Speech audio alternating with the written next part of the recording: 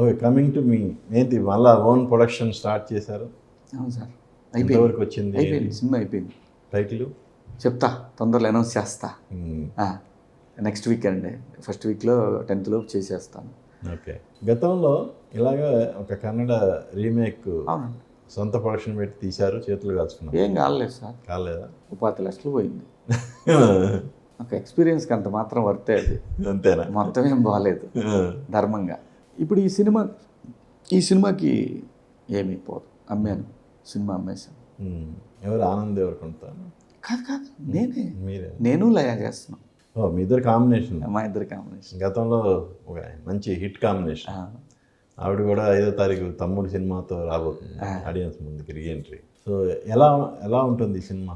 Dark comedy అండి, comedy ఫిల్మే, crime ఉంటుంది. ఇది విన్కి కూడా నచ్చి చేస్తున్న సినిమా.